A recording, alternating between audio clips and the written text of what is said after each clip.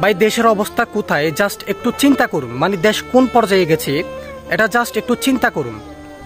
এমন একটা ঘটনা যে আমাদের দেখতে হবে, এমন একটা খবর যে আমাদের শুনতে হবে, এটা আসলে আমরা কখনো ভাবি নাই।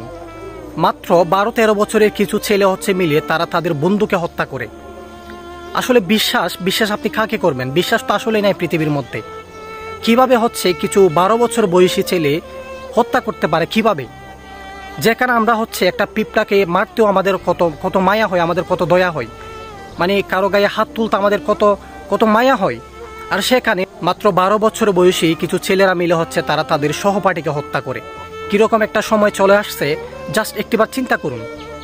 12 বছর বয়সী সবে মাত্র ক্লাস 7-এ পড়ে তারা তারা তাদের বন্ধুকে হত্যা করেছে। মানে খবরটা শুনে গায়ের লোম পর্যন্ত আমার দাঁড়িয়ে গেছে। মানে কি একটা অবস্থা দেশের যে ইয়ং জেনারেশন, দেশের যে যুবক, তারা যাচ্ছে কোথায়? তারা তো এখনো যুবকও হয় না, তারা তো এখনো শিশু। তারা শিশু হয়ে হত্যা করতেছে। আবার বুঝেন ভবিষ্যতে কি হতে যাচ্ছে আমাদের দেশে।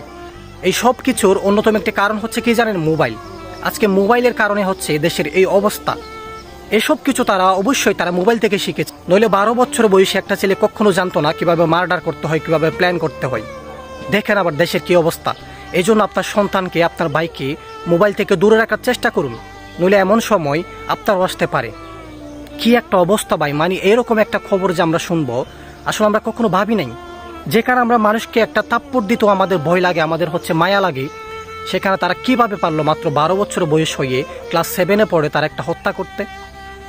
দেখে না ভাই, মানুষ মার্ডার করতে, মানে কি বলবো আর, কি একটা অবস্থা দেশের। দেখেন দেশের যদি সঠিক কোনো আইন থাকতো, সঠিক কোনো বিচার থাকতো, তাহলে হয়তো এই অবস্থাটা আমাদের দেখতে হতো না।